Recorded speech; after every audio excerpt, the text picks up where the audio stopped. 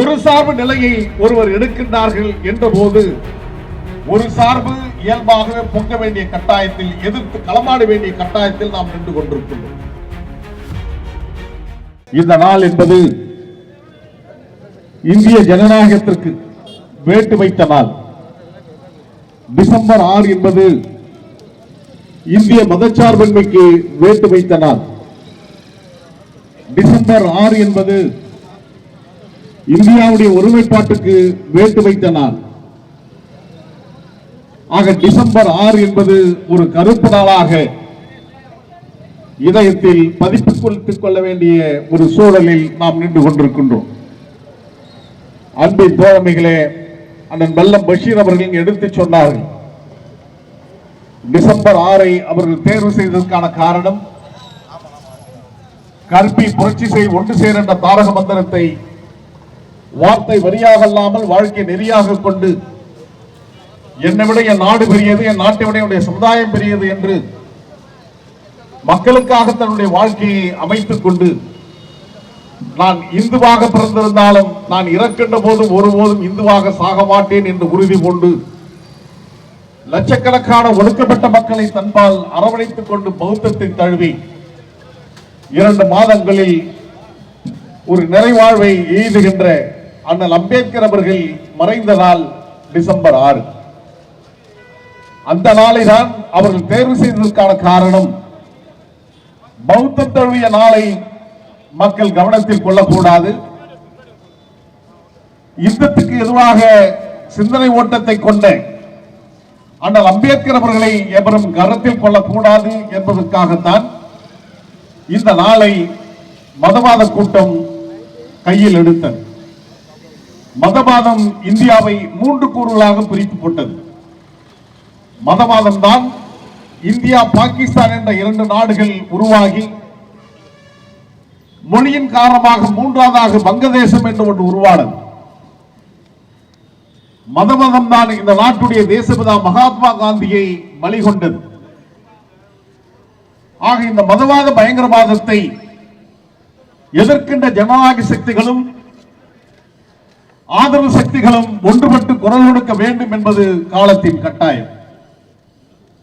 தொடக்க உரை ஆற்றிய தோழர் கூறியதை போன்று RSS மதவாத கூட்டம் தமிழ்நாட்டில் மட்டும் ஏறக்குறைய 117 இடங்களை அதிகாரப்பூர்வமாக தங்களுடைய வெப்சைட் பக்கத்தில் ஏற்றி வைத்திருக்கிறார்கள். அதில் ஒன்று திருப்பரங்குன்றம் என்பதையும் நாம் மறந்துவிடக் கூடாது. திருப்பரங்குன்றத்தை அயோத்தியாக மாற்றிட வேண்டும் என்று பாஜகவுடைய ராஜா குதிக்கின்றார். அப்படி என்று சொன்னால் அயோத்தியாக மாற்றுவதன் மூலமாக அங்கிருக்கின்ற சிக்கந்தர் பாபா தர்காவை அப்புறப்படுத்துவதற்கான முயற்சியை மேற்கொள்ள போகிறார்கள் என்பதாகத்தான் பொருள்பட வேண்டும். நீதிமன்றம் நமக்கு எதிராக தீர்ப்பளித்திருக்கலாம் அயோத்தியில். ஆனால் நடந்து முடிந்த பாராளுமன்ற தேர்தலில் எந்த பாபரி மசூதி இடிக்கப்பட்ட இடத்தில் ராமனுக்கு அழகிய ஆலயத்தை கட்டியெழுப்பினோம் என்று இருமாப்பு கொண்ட பாரதிய ஜனதா கட்சிக்கு சம்பட்டி அடியாக எந்த பாபர் மசூதி இடிக்கப்பட்ட இடத்தில் ராமர் கோயில் கட்டியெழுப்பினார்களோ அதே இடத்தில் நாடாளுமன்ற தேர்தலில் மிகப்பெரிய தோல்வியை தழுவினார்கள் என்று சொன்னால் மக்கள் நம் பக்கம் நிற்கிறார்கள் என்பதுதான் அதில் சாட்சியாக நாம் கருத்தில் கொள்ள வேண்டும். நீதிமன்றம் எதிராக இருக்கிறது, ஆனால் மக்கள் மன்றம் நமக்கு ஆதரவாக இருக்கிறது. அந்த மக்கள் மன்றத்தை இன்னும் தட்டியெழுப்ப வேண்டிய கடமைப்பாட்டில் நாம் நின்றிட வேண்டும். எனவே அன்பு தோழர்களே, இந்த காலகட்டத்தில் இஸ்லாமிய உறவுகள் நீங்கள் தனித்து விடப்படவில்லை, நீங்கள் நிற்கதியாக்கப்படவில்லை.